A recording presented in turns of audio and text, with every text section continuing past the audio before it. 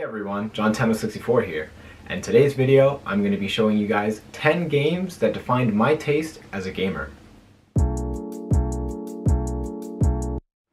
Okay, so starting backwards from number 10, we've got Gran Turismo 2 for the PlayStation 1. Now, I'm not really big into racing games. Like I do like the Gran Turismo series. I kind of like Forza, and I really love Mario Kart. But this game is what got me into the genre altogether. So I grew up on the PlayStation 1, and I used to play this a lot with my uncle because this is kind of, like, Gran Turismo is kind of boring to play alone, at least in my eyes. I don't like playing racing games alone, unless it's Mario Kart because I try to beat my own score. But this game was it looked so good, and it had one of my favorite songs. Even still to this day, it's still one of my favorite songs in it. It's called My Favorite Game by the Cardigans, right? I think it's the Cardigans. Either way, this game blew my mind as a kid. Like, I didn't know much about graphics or anything like that, so it's not like it graphically blew my mind or anything like that, but this game just really impressed me, and it left a really good impression even still to this day, 20 years later. I love this game and everything about it. The funny thing is, I didn't have a memory card growing up, so I always had to unlock all the cars and all that stuff over and over again. But that's number 10 for you, Gran Turismo 2 for the PlayStation 1. Okay, number 9 is going to be actually a really recent game. Not super recent like this year, but it's in the recent generations, and that is Nintendo Land for the Wii U. So, say what you will about the Wii U. As you can see, I love the Wii U, but this isn't about that. The reason why I love this game so much is because this was kind of like a tech demo of what the Wii U was really capable of, and I really actually like the Wii U hardware and what it wanted to be. Everything about this game, which if you guys haven't actually played Nintendo Land, this actually is kind of fun. Like, it's one of those games that you can get for like $1, but it actually is fun, especially if you have brothers and sisters or a family that likes to play games, or just friends that come over and like, if you like Mario Party, you'll love Nintendo Land. And I don't even like Mario Party, and I like Nintendo Land. So this game has so many different modes and different mini games that you can play with different people, and I really liked the idea that you can get close to other people while playing a game like this. I really liked all the different things that you could do with the Wii U gamepad, because not a lot of games along the line showed off what you could do with the Wii U gamepad, and this left a lasting impression on me as a gamer, even now. And it's one of the reasons why I love the Wii U so much. I could go on and on playing this game, to be honest, and this is actually one of the few games in my Wii U collection. So there you have it. Number 9, Nintendo Land for the Wii U. This next game is going to be something that's completely, totally different and unexpected, even coming from me. But I grew up on this game also. Like, I mean grew up on this game. And that game is Monsters, Inc., specifically for the Game Boy Color. By the way, if I didn't mention, this is number 8. So this game is a platformer, mostly. This game is, you know, it's one of those games that, like, it doesn't have the most deepest gameplay, but Monsters, Inc. was one of my favorite movies growing up, and actually I still really like Monsters, Inc. I haven't seen Monsters University, but I heard that it was actually pretty good. But this game was so much fun for me to play, and the coolest thing is that you didn't actually need to save the game. It gave you a password every level so that if you had to, you know, shut off your game and come back, you can enter the password and go right back into the levels. This is one of the few games of my childhood that I actually ended up completing, and I had a lot of fun with it. The thing that really kept me coming back to this game was the soundtrack, mostly. So there you have it. Number 8, Monsters, Inc. for the Game Boy Color. Next, we have the Grand Theft Auto series, specifically the original Grand Theft Auto for PlayStation and Grand Theft Auto Liberty City Stories for PSP. Yes, as a kid, I actually did have this game. In fact, this is my original copy from when I was a kid. It still even has the broken seal that I broke off the minute my uncle handed this game to me. So, I don't think anybody in my family knew just what this game was. And if you actually haven't played the original Grand Theft Auto, this one is vastly different from any other Grand Theft Auto game. This is actually, the game is played from a top-down, bird's-eye view. It's really different. This game still has all the amount of profanity and vulgarity that Grand Theft Auto is very well known for. And I actually, still to this day, haven't completed the story of GTA 1, or really any Grand Theft Auto game. Truth be told, I play this game for the destruction and violence for when I'm stressed, but don't let the SJWs tell you that video games are bad. Look what he just said about Grand Theft Auto. Shut up. But no, these two games are my favorite in the series. Well, I do like GTA 5 also, but like I grew up on these games. I grew up with this one as a kid, and around the PSP came out, my uncle had this game. So the PSP wasn't mine. It was my uncle's PSP, and he got this game from a friend of his, and he was like, yo dude, come check out this game, and he didn't realize just what it was, and I was like, nah, I don't care, I'm playing this game. So I always used to sneak and play that. He would always tell me, don't let your aunt know, don't let your aunt know, you know she can't eat. Because my aunt was always the type that was like, oh my god, I can't let him see violence. Yeah, because that totally affected me as an adult now. But no, GTA Liberty City Stories is the only Grand Theft Auto game whose story I actually have gotten a certain way through. Like I've gotten about like 75% through the story, and I actually know the story regardless. And I still play this every now and then to this day, but I don't use the UMD, I play it on my Vita. And this is one of the few games that aren't on a Nintendo platform that I've paid for multiple times. This is not my original copy, and that should be, and it's not even an original copy because as you can see, it has a clear UMD case. Other people, like first party PSP games, well actually I think all the PSP games, regardless of whether they're first or third party, they all have white covers. If you've seen a PSP game, you know what I'm talking about. I shouldn't have to explain that. So yeah, we got it when it around the time that it came out. I rebought it on the PlayStation Store because there was a point where I had the PSP Go, and that doesn't take UMDs just like the Vita doesn't. And then I lost access to that PSN account, and then I got a Vita, and I was like, nah, I need that game. I need to play it on the Vita. So I bought it a third time, and then once again because I don't have the original copy that I had when I was younger.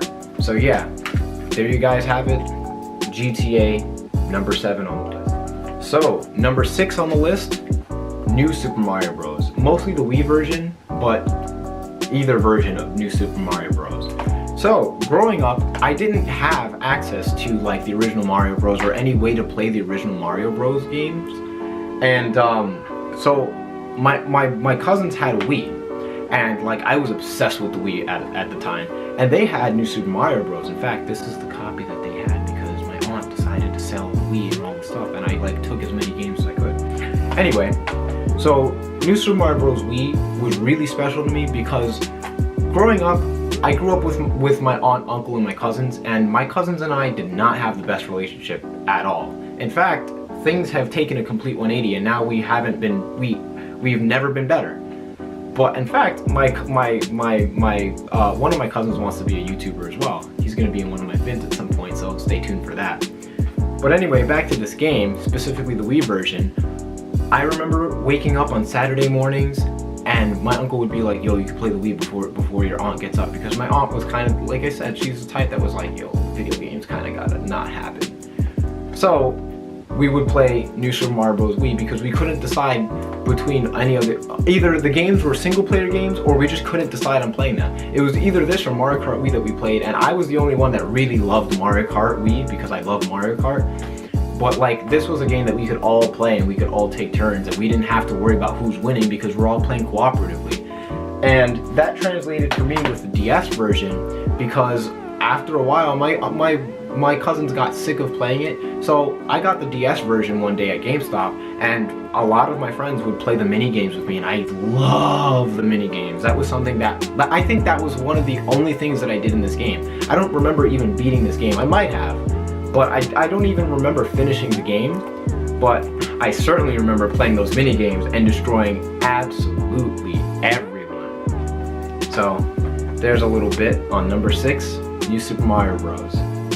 Alright, and for number 5, you might have just seen it, but we have Kingdom Hearts for the DS, 358 over 2 days, and recoded. So don't hate me for this. Growing up, I did not get to play Kingdom Hearts 1 and 2. It wasn't until I was a teen going into my adult years that I got to actually even get a copy of Kingdom Hearts, and I still don't have a copy of Kingdom Hearts 2. One of the originals I actually don't have a copy of, and it wasn't until I got 358 over 2 days that I was introduced to the series.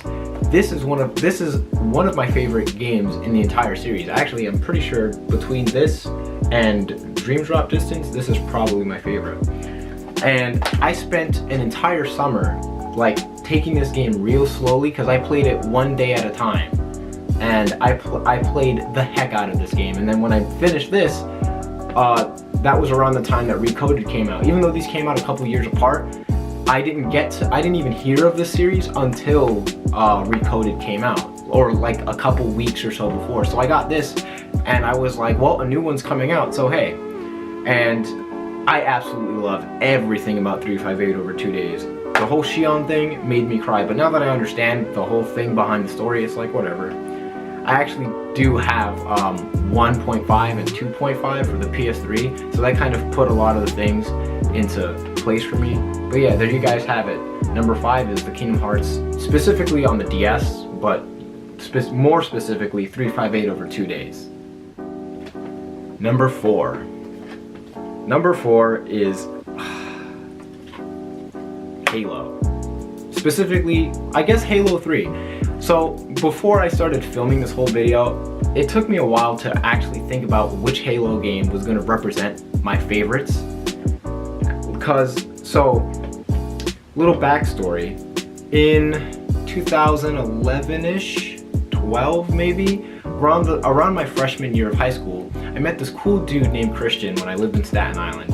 And I had never even touched an Xbox controller before. I didn't even really know what Xbox was. I knew it was another platform, but I wasn't that big into gaming, actually, until around I was introduced to Halo. So one day he's like, we're hanging out in the park, he's like, yo dude, come over to my house, let's play some Halo. And I was like, what's Halo? And he just gave me the most bewildered look. He was like, what you mean what's Halo, bro? And I was like, So, long story short, he drives me back to his place, he pops in Halo 3, and I was in awe. I mean, I was ridiculously shook. Cannot explain to you guys how much I love the Halo franchise. Halo 3 was the first Halo game that I played, and he actually gave me an Xbox 360, Halo 3, Halo 2, and Halo Wars, just so that I can play the series. Mostly also because he had the Xbox 360 like arcade, the one that was susceptible to the red rings, and like I didn't mind doing the towel trick thing. That was before I even knew how to open game consoles and stuff. But yeah, so I used to struggle with that Xbox, but I got through Halo 2, 3, and Halo Wars, and we had this thing where I had to report back to him and tell him about where I was in the game, if I understood the story so far. I was eating Halo up. And then now I have almost every Halo game. The only ones that I'm missing, actually no, I'm only missing Halo Wars 2. So Halo holds a very, very special place in my heart. I don't care what you say. This is not to start a war over Call of Duty and Halo or whatever other game. I like the story for Halo. I can't even front and be like, oh, the nostalgia of playing on Xbox Live. No, it's the story that gets me for Halo. So between Halo 2 and 3, I gotta say, I think Halo 3 is the one that I like more. I can go back any day and keep playing this. But there you guys have it. Number 4, Halo 3 for the Xbox 360. This next one is actually a demo. Well, actually, yeah, wait, it was fully released, so what am I even talking about? I only have the demo version. And that would be, and this was actually my introduction to this series, but that would be Metroid Prime Hunters First Hunt. First Hunt, right? Yeah, First Hunt for the DS. I still don't have the full version of the game. I've played it, but I don't own it anymore. But the demo version of this game, so I did get this game after already owning a DS, but the first DS game that I ever played was Pokemon Pearl. And basically all I was playing was Pokemon on the DS. I didn't play a whole lot of other DS games unless I was borrowing them from my cousin. But one day, a friend in middle school gave me this game, well, the demo version of the game, this exact copy. And I was like, yo, I was massively blown away. I actually didn't even care what Metroid was at the time that I was playing this game. I was blown away by just how many things the DS could pull off. Like, I didn't fully appreciate the fact that the DS had 2 screens, wireless connectivity and all that stuff until I played this game.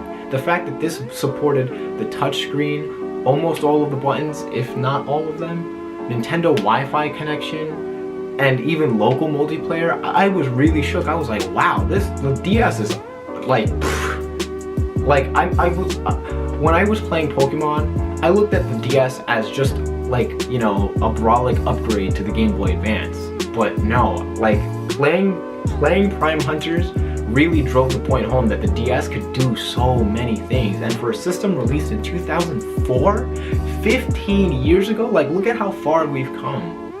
I still think that that's insane. Like basically some of the controls, you'd use the stylus as like a second control stick because the DS didn't have that. We didn't get that until the new 3DS, unless you want to count the Circle Pad Pro for the 3DS. Who even bought that stupid thing? But like, this was really, I think that this was a really good way to, like, if you wanted to show somebody what the DS really was about and just how many different things that you could do with the DS, Metroid Prime Hunters was definitely the game to show them. So there you guys have it. That's number, I lost count. Damn. Nah, that's number 3, right? Let's just go with number 3. So, yeah. Yeah, I was right. That was number 3. I'm kind of dumb, so. Next one, actually, I don't have the right game in the series to represent, but Mario Kart. So the Mario Kart game that got me into Mario Kart and the one that I grew up with was Mario Kart Super Circuit for the Game Boy Advance. That game is still, that's definitely my favorite Mario Kart, if not second, only to Mario Kart DS. Double Dash, I just really love the soundtrack, but this is my favorite like console Mario Kart. But Mario Kart DS was the Mario Kart that got me good at Mario Kart. I played Super Circuit to hell and back.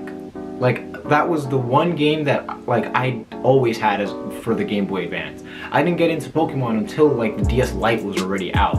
Like, I liked the show and all that, but no one wanted to get me the games.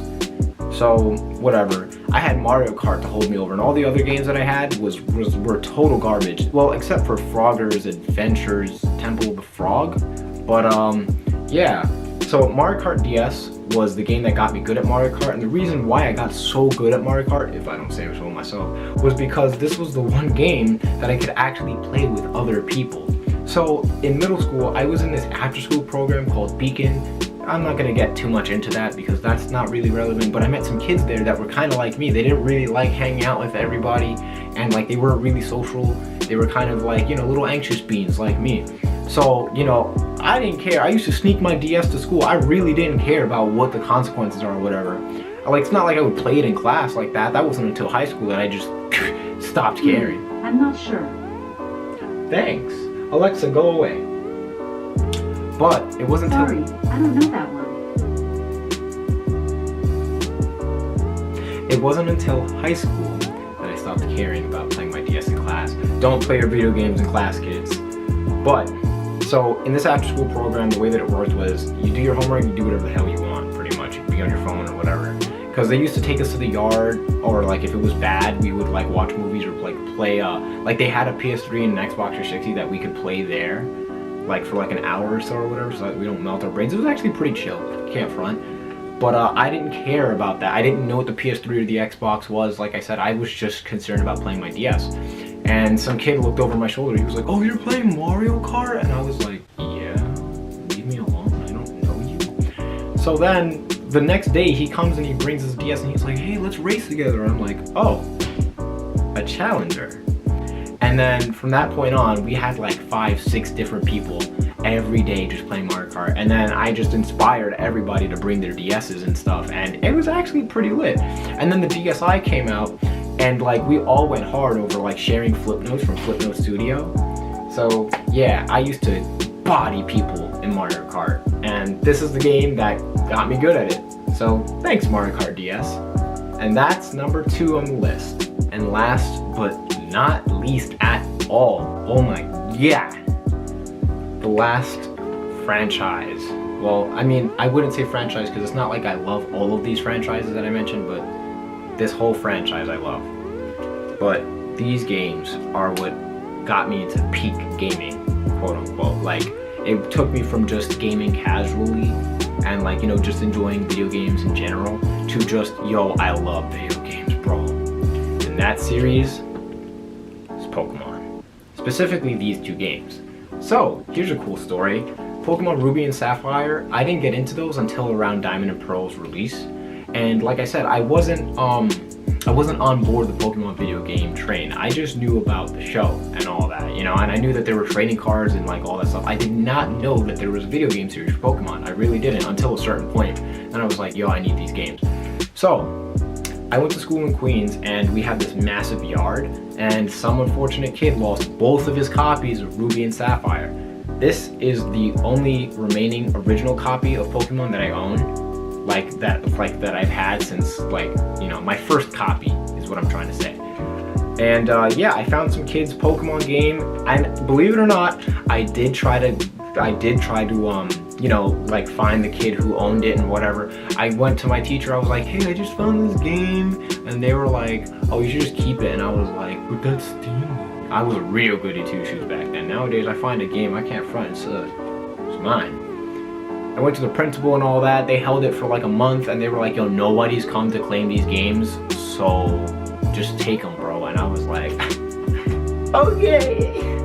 Went home that night, snuck the Game Boy into my room, or I think it was in my room. Point is, I snuck playing the Game Boy at night. I ate this game up in like 3 days. I loved this game. And then I got my cousin into Pokemon also. I gave her my copy of Pokemon Ruby to play, and she ate that up. In fact, one of the inside jokes between us is, so if you guys know about the show The Proud Family, you know the character Sugar Mama. So one day I was trying to catch a Pikachu, and I don't think you can catch Pikachu in Ruby and Sapphire. I think that was like not until Emerald, but it wasn't until she started playing, because she didn't play the moment I gave her the game. But like, it wasn't until she started playing Pokemon that I was looking for a Pikachu or whatever, and I didn't know what to name it once I found one. I think this was an Emerald in the Safari Zone. Could be totally wrong. Probably Leaf Green or Fire Red. One of those Game Boy Advance games. I found a Pikachu, and I was like, yo, I don't know what to name this. And I looked at her and I was like, yo, what do I name it? Neither of us could come up with anything. So for the meme, Proud Family was on, and I was like, yo, that's it. I'm just gonna name her Sugar Mama because it was a girl. And she was like, yo, that is so funny. And the whole thing is, the first Pikachu that I find in any Pokemon game automatically gets called Sugar Mama. So the Pikachu that I got in Let's Go, Sugar Mama. So here's a little cool fact for you. One of my best friends that I ever met, Mark, back in Queens, helped me stay into Pokemon when he convinced me to get Pokemon, like for the DS, Pokemon Pearl. And because around the time that I found Ruby and Sapphire, like maybe like 3 or 4 days later, like after I beat the game, we were chilling in the yard in school because they gave us like recess or whatever. And I just had like, I think I had a DS, but I didn't have the game yet. And like he let me battle him for the first time because him and his friend Hector had Pokemon, and I was like, yo, this is great. This looks crazy. I could tap the selections on the screen. It blew my mind a little bit. Like, I was like, yo, Pokemon looks real good on the DS. And then I think that weekend I went to GameStop with my uncle and he got me a copy of Pokemon Pearl. Sadly, this isn't my childhood copy, but it's condition-wise, it actually looks exactly like mine. Like, I know that's a weird thing to say, but this looks exactly like my copy of, like, scratches and everything of Pokemon Pearl. So, yeah, there you guys have it. Number 1 on the list, Pokemon Pearl and Sapphire specifically. Like, I played the other Pokemon games at the time, but these are the 2 specifically that really defined me. Like, I remember waiting so long to catch Kyogre and the Reggies and all the other legendaries. Like, that was so much work. And then the first time I even knew that shiny Pokemon existed was when my cousin and I were playing Pokemon. She was playing Diamond and I was playing Pearl, and she found a shiny Ghastly in the old chateau, and like she screamed at me. Actually, she was in her room. She was like, yo, come over here, come check this out. And I was like, what? She was like, my game's broken, because we didn't know what shiny Pokemon were. And like, she doesn't know anything about the meta. She just played the game, that's it. Like, at least I knew a little bit, but I still didn't even know what shiny Pokemon were.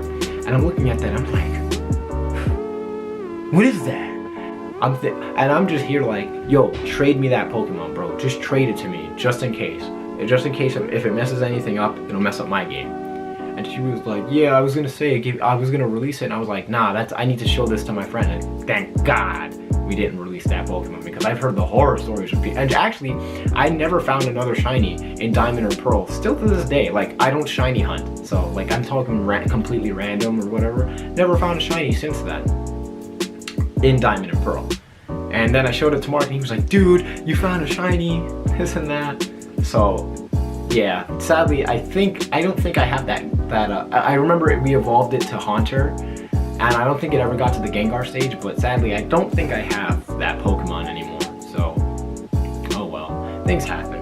But there you guys have it. That was a look at 10 of my favorite video games growing up into, since I was a kid till high school. Or rather, scratch all of that. These were 10 games that, like I said earlier, defined my taste for games now. These were 10 games that really left a mark on me. Like, even now, like I'll never ever forget these games. If I ever got out of gaming, these would be the games that I would definitely, under any circumstance, keep. So I hope you guys liked that video. If you guys are new here, hit that subscribe button, drop a like, and I'll see you guys in the next video. Peace.